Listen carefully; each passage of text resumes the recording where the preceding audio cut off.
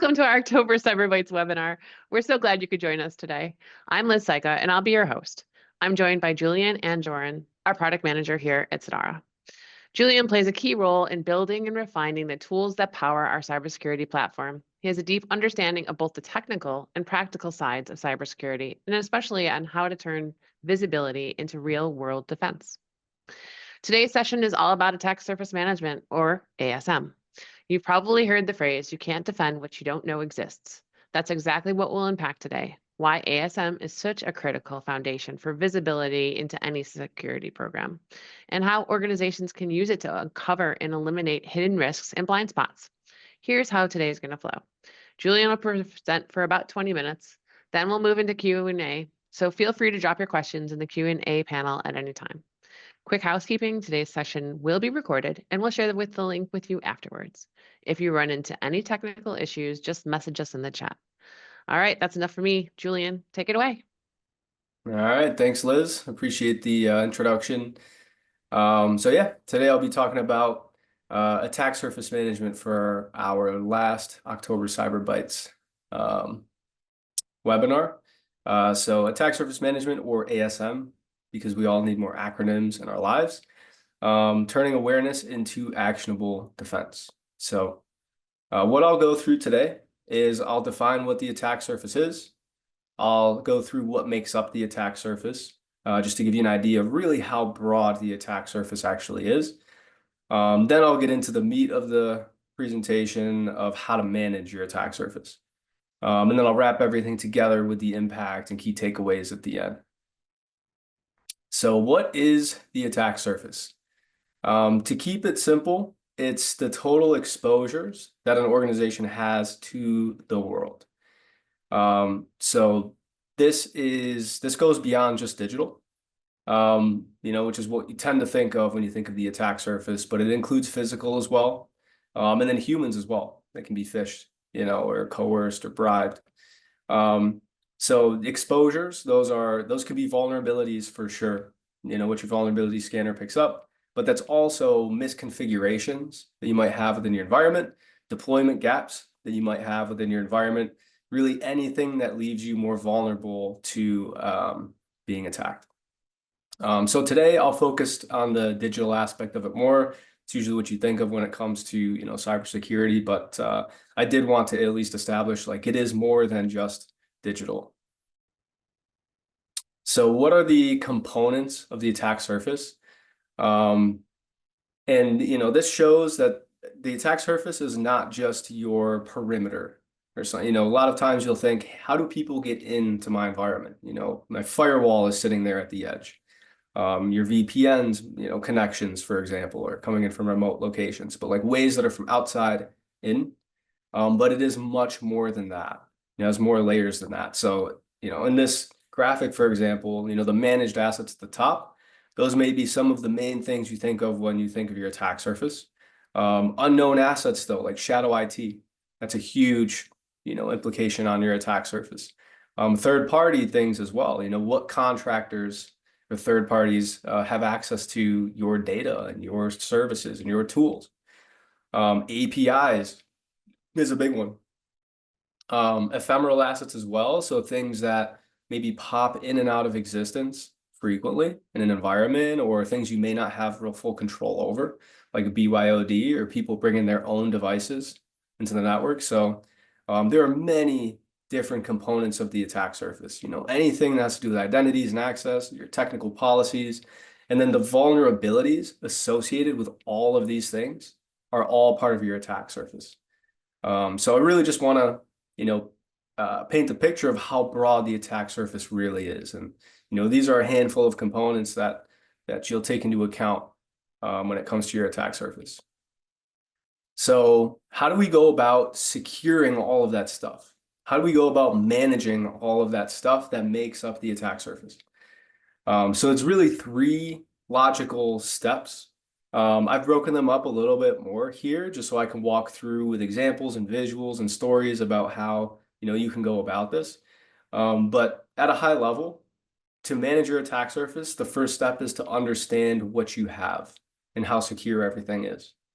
And that's a tall order. But that's, we break that up into four different aspects. So I'll go through those in more detail in a minute. But once you understand everything and how secure it all is, and what you should fix next, then it comes to actually addressing those issues and remediating them. And then finally, it's reporting and monitoring your attack surface over time. Attack surface management is an ongoing process. It's not a one-time ordeal.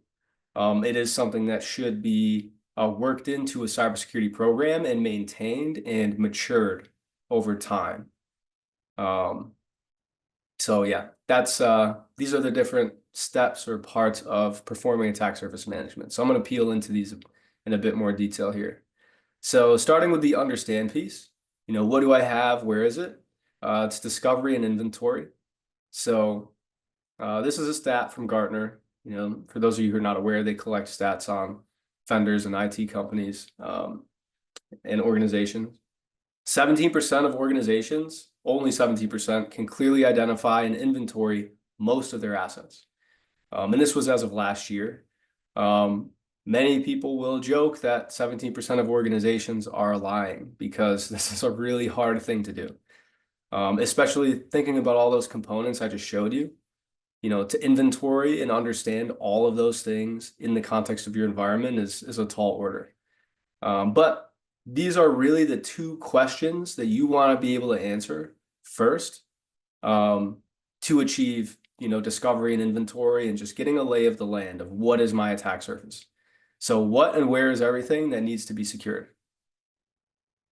And then on top of that, and this is an important thing, is what is the context around all of those things, including the relationships.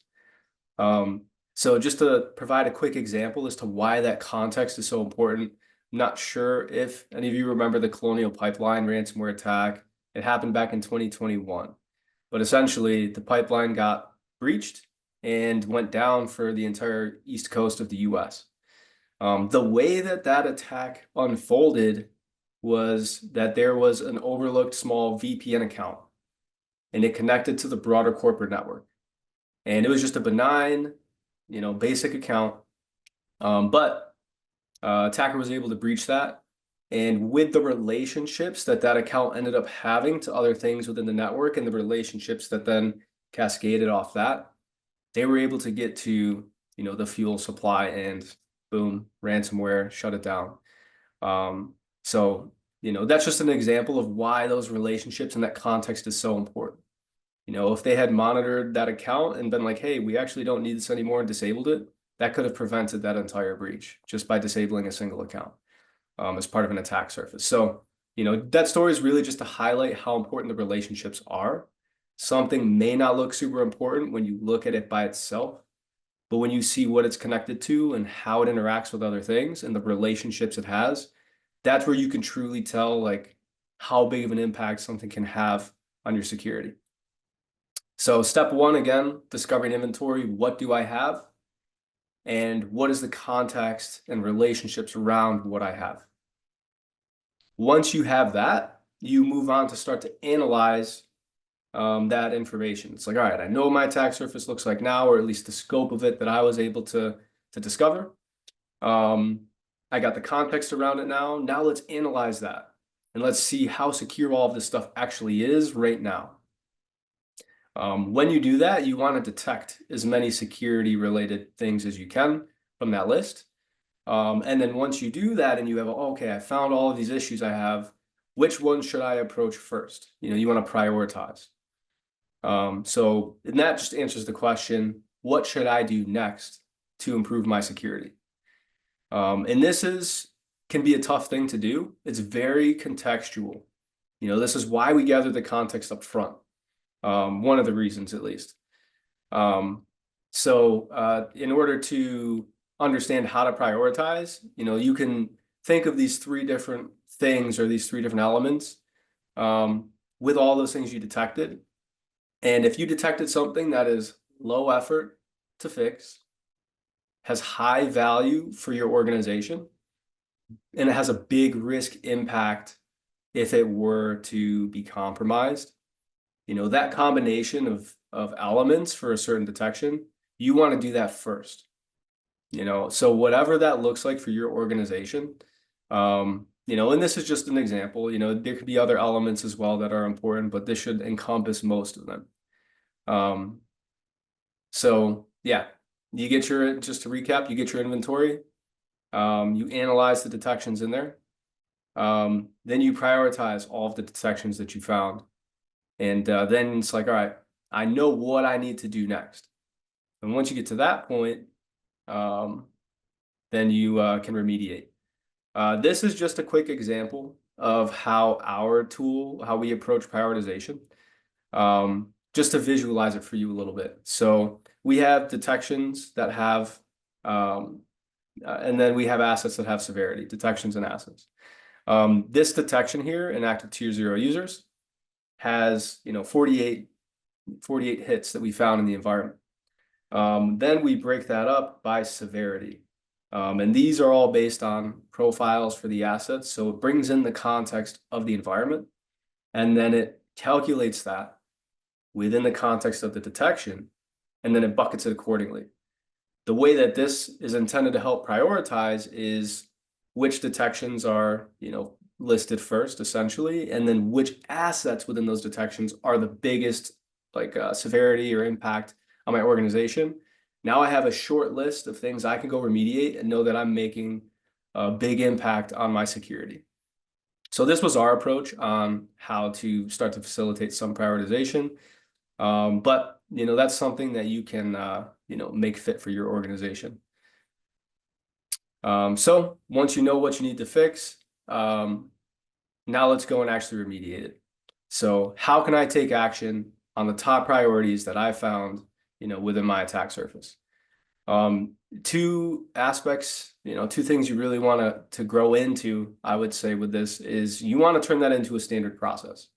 So whether you have standard operating procedures or something like that, where it's like, hey, we started to detect these things regularly, and we have a way to more or less prioritize them. We know which ones are very important to us.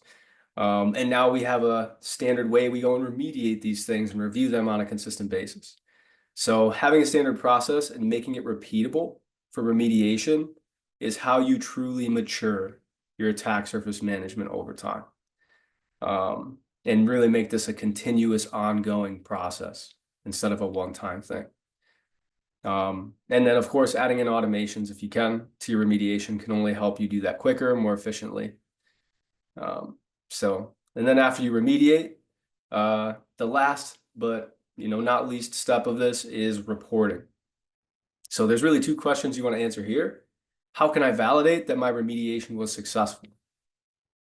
So the easy way to do that is to detect it again and see what the difference is between yesterday I found 10 things wrong. I went and fixed 5 of them. I'm going to test it again today and see if there's 5 less now. To me, that proves your remediation was successful. So for reporting purposes, it's how can you prove those changes over time? But secondly, it's how can I monitor my trends overall? So this example here again on the bottom left, this is just one of the detections in our attack surface management tool that we're working on. If it were, hey, we found 10 critical assets here, so this detection is kind of labeled as critical. But you go and fix those 10, boom, they're now gone, and this is only showing up as high now. So you come the next day and you're like, okay, we went from critical to high. We're trending in the right direction for the stuff. Yes, there's still work to do, but I'm seeing that progress visualized over time. And there are various ways that you can monitor your trends over time. These are just some examples for if compliance is important to your organization, you can monitor your coverage of security controls, for example, and, see that, bar, however you're visualizing it, seeing that turn more green over time or, just improving over time. And then same with however you're detecting and how that rolls up to risk for your organization. So these are just some examples of some ways you can do this from a monitoring perspective. So to recap on that full process, this is like the simplified recap. Is step 1, discover everything you can. Step 2, figure out how secure it all is. Step 3, make these things more secure. Step 4, measure and improve that security over time.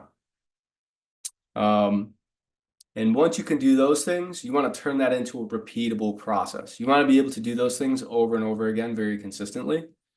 And once you start to do that, you can begin to automate parts of that process and mature over time. And so when you're doing this, you'll find less and less attack surface gaps, and you'll be able to expand to more and more detections as you mature. And that's, ideally how attack surface management should work. So what are the impacts of attack surface management? So it enables proactive cybersecurity. This is a proactive practice.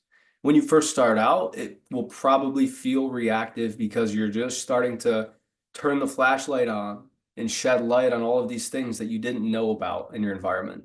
And you'll be like, oh, I have to go fix this and that and be more reactive. But once you get into a more steady flow, it'll start to feel more and more proactive over time, or at least it should. What this does for an organization is it stops breaches before they happen. Being at Sedara, we've seen many, many times where, like for the pen test, for example, just with some basic hygiene in your identity and access tools, such as Active Directory. If you have, and the tier 0 detection is a perfect example. That's why I included it before, but that'll detect accounts that have high privileges that are not being used. And oftentimes we see service accounts, for example, that it's a provider someone no longer works with, but the account's still there. It just fell through the cracks from being cleaned up. And those are the types of accounts that we've seen breached in pen tests. And it's like, hey, this is a big finding. I popped one account and had admin level access in the environment. This type of tool or this type of process, attack surface management, helps you stop that before it turns into an incident or before it turns into a breach. Ultimately, that's reducing risk for an organization. So key takeaways: if you don't know about something, you can't defend it. So it really starts with visibility, and the foundation of attack surface management is visibility. Context is critical. What those things are connected to within the environment can change something from a low severity in your environment to a critical. Those relationships and that context is very, very critical. Prioritization makes it manageable. That one is a bit tough to achieve. It's tough to achieve depending on how thorough you want to be. But that's a critical piece. I mean, a lot of you have probably experienced working with a vulnerability scanning tool that loads you with tons of vulnerabilities, and you're like, where do I even start fixing all of these things? If you don't have a way to prioritize that, it can become overwhelming very quickly. And then leveraging automation as well, another part of making it manageable, but also a part of making your approach more mature over time. So yeah, that's my spiel on attack surface management. So yeah, if anybody has any questions. That was a great presentation, Julian, and super insightful too. I see one quick question, and it looks like, what is tier 0 assets? Yeah, so yeah, that was, in a few of the examples I shared. So tier 0, the term actually comes from Microsoft's enterprise access model. But what it means very simply is it's like a high privilege level of access. It has control of things that have a huge impact on an environment. So like a domain controller, for example, is a tier 0 asset because it's what everyone uses, or segment of people use to authenticate into an environment. So there are things that inherently have high privilege. You can tell what things have high privilege by default in a lot of scenarios. So in our attack surface management tool, for example, we check for things that we're like, hey, this out of the box is high privilege. That gets thrown, that gets labeled as tier 0 so that we can detect additional things for it that they may otherwise kind of fall through the cracks. But yeah, tier 0 is essentially, it means high privilege, if you want to keep it simple. Thanks again to everyone who joined us today. We hope you learned something about how visibility truly drives a stronger defense. Have a great day, and this is our last webinar in the Cybersecurity Bytes series. We hope you had an insightful Cybersecurity Awareness Month, and happy Halloween to everybody. Take care. Have a great one. Thank you. Bye.